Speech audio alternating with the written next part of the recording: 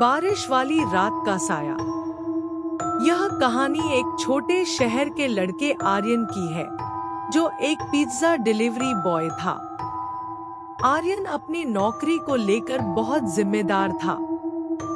बारिश हो या तूफान, वह समय पर पिज्जा पहुंचाने के लिए जाना जाता था। लेकिन उसे कभी नहीं पता था कि एक रात उसकी जिंदगी हमेशा के लिए बदल जाएगी। रात का आदेश। उस रात तेज बारिश हो रही थी। आर्यन ने अपनी आखिरी डिलीवरी के लिए ऑर्डर उठाया।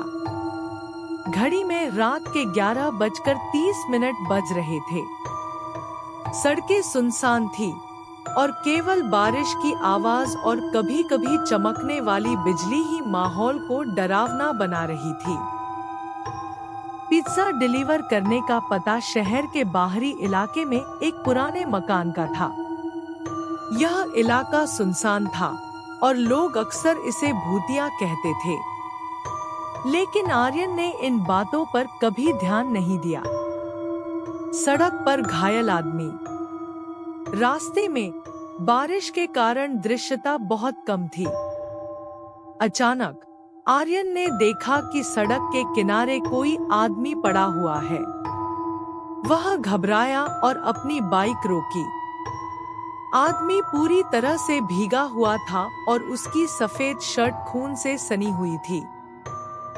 वह दर्द से कराह रहा था। आर्यन ने उसे उठाने की कोशिश की और पूछा, भाई साहब, आप ठीक हैं? आपको क्या हुआ? आदमी ने दर्द भरी आवाज में कहा, मुझे किसी ने मारा है। मुझे मदद चाहिए। अजीब एहसास। आर्यन ने अपनी बाइक पर आदमी को बैठाने की कोशिश की, लेकिन जैसे ही उसने आदमी को छुआ, उसे ठंडी हवा का झोंका महसूस हुआ। यह ठंड इतनी अजीब थी कि उसके रोंगटे खड़े हो गए। फिर भी आर्यन ने सोचा कि यह उसकी घबराहट की वजह से हो रहा है। उसने आदमी से पूछा, आप कहाँ रहते हैं? मैं आपको घर तक छोड़ देता हूँ। आदमी ने धीमी आवाज में एक जगह का नाम बताया।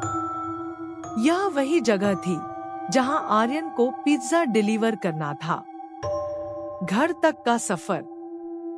रास्ते में आदमी ने एक भी शब्द नहीं कहा।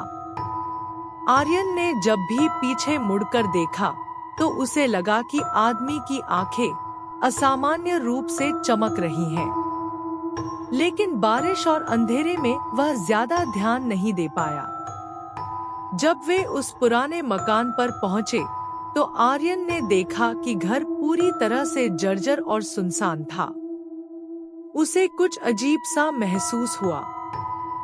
घर की रहस्यमयत। आदमी ने धीरे से कहा, मुझे अंदर ले चलो। आर्यन ने उसे सहारा देकर दरवाजा खोला।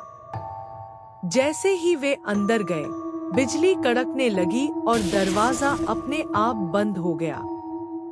अंदर का माहौल बेहद ठंडा और डरावना था। अचानक आदमी ने हंसते हुए कहा, अब तुम भी मेरी तरह इस घर का हिस्सा बन जाओगे। आर्यन घबराकर पीछे हट गया। उसने देखा कि आदमी का चेहरा अब विकृत हो चुका था। उसकी आंखें पूरी तरह काली थी और वह हवा में तैरने लगा। आर्यन की दौड़। आर्यन ने अपनी बाइक की चाबी उठाई और भागने की कोशिश की, लेकिन दरवाजा अपने आप बंद हो गया। वह जोर से चिल्लाया, मुझे यहाँ से जाने दो। उसी वक्त बिजली चमकी और उसने देखा कि कमरे की दीवारों पर कई डरावनी परछाइयां थीं। उन परछाइयों में से कुछ उसके करीब आ रही थी। चमत्कारी बचाव। आर्यन ने अपनी माँ का दिया हुआ एक ताबीज पहना हुआ था।